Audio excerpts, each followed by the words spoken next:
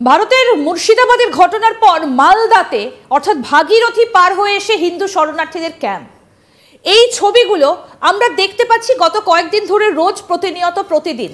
প্রথমে ভাঙচুর চালানো হলো, হিন্দু সেখান থেকে বিতাড়িত হলো এবং তারপর মালদায় গিয়ে শরণার্থী ক্যাম্প।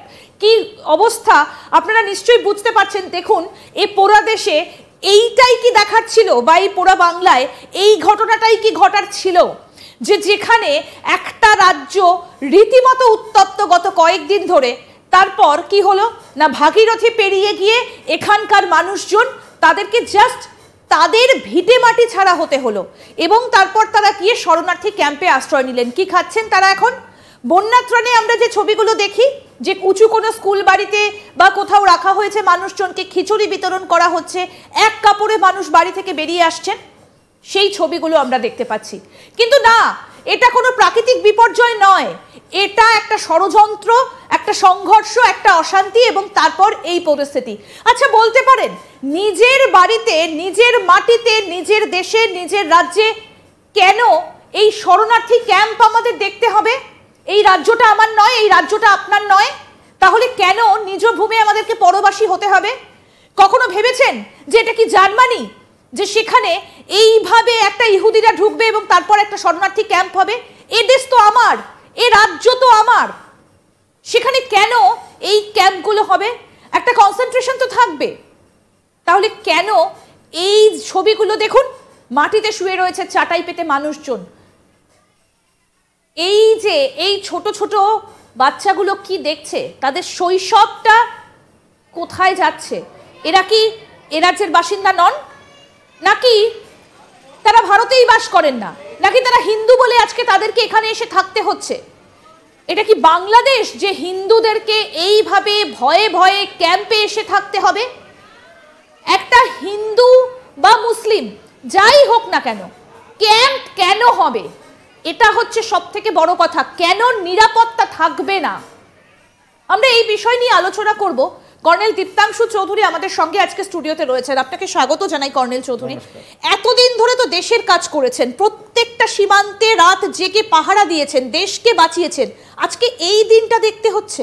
খুব খারাপ লাগছে ইন্দিরা। প্রথমেই শুরু করি যে এই হিন্দু মুসলিম নিয়ে যা আমরা কথা বলছি আজকে, সামরিক বাহিনীর একজন সৈনিক হয়ে আমার প্রথম কথা, দীর্ঘ 24 বছরের বেশি সামরিক বাহিনীতে ছিলাম এবং এই যে ধর্মের কথা, হিন্দু মুসলিম শিখ ইসাইর কথা, এইটা সামরিক বাহিনীতে নৈবনৈবিচ্য, মানে এইটাতে কেউ উচ্চারণই করে না। এটা আমরা সামরিক বাহিনীতে লাস্ট ওয়ার্ড যে রিলিজিয়ান, ধর্মকে মুখে আনতে কেউ পারে। আর যদি কেউ এনে এই যে বিভাজনের সৃষ্টি করছে, তাহলে তাকে নয় কোর্ট মার্শাল হতে হবে, নয় তাকে জেলে যেতে হবে।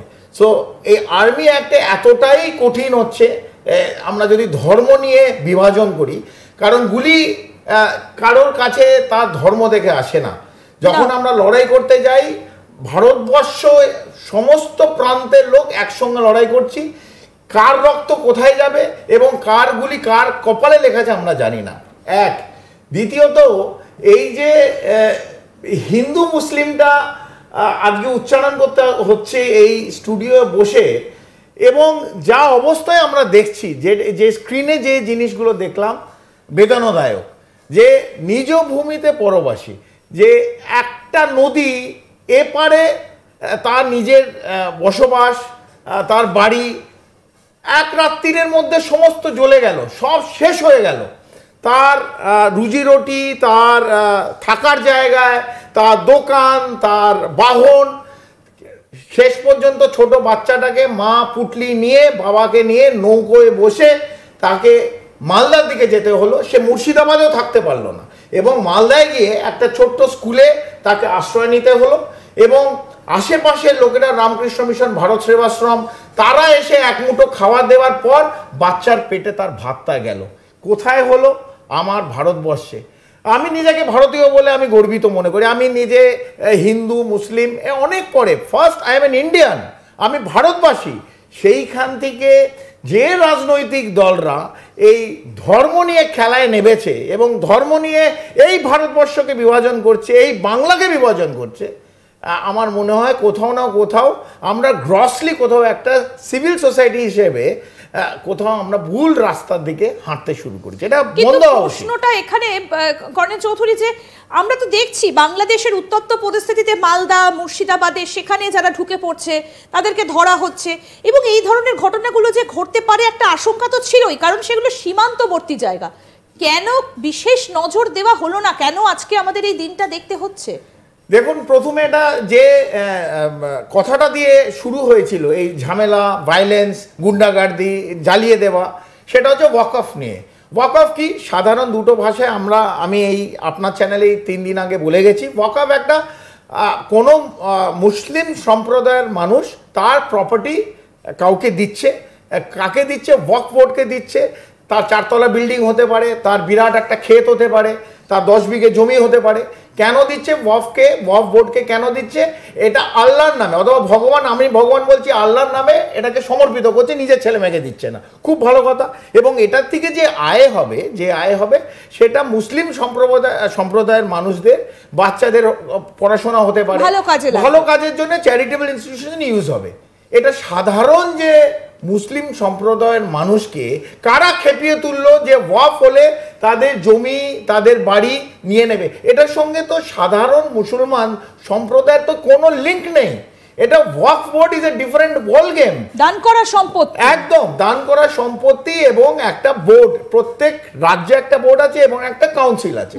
এটা এবার সংশোধন, একটা বিল পাস হয়েছে। কোথায় পাস হয়েছে? রাজ্যসভায় পাস হয়েছে এবং লোকসভায় পাস হয়েছে। এটা আইন হয়েছে একটা।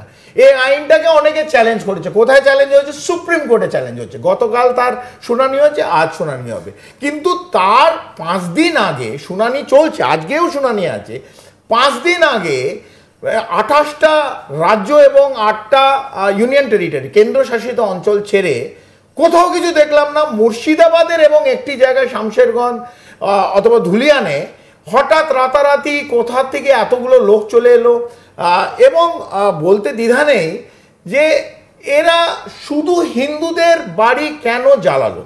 এই যে এটাই সবথেকে বড় প্রশ্ন, যে হিন্দুরাই কেন টার্গেট? এটা ওয়াকফ প্রপার্টি হলো, তোমাদের রাগ আছে, একটি সম্প্রদায়ের রাগ আছে, এই আইনের ওপর রাগ আছে।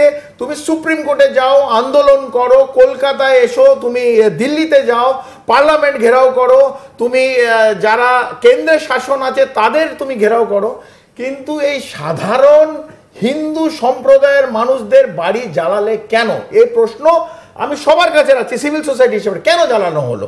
এই ওয়াকফের সঙ্গে তো এই যাদের জ্বালালো, অথবা এই 3টে প্রাণ গেল, অথবা এই যে গোবিন্দ দাস আর তার ছেলেকে কুপিয়ে মারা হলো, তাদের সঙ্গে তো ওয়াকফের কোনো সম্পর্ক নেই। এই ওয়াকফ পাস হয়েছে রাজ্য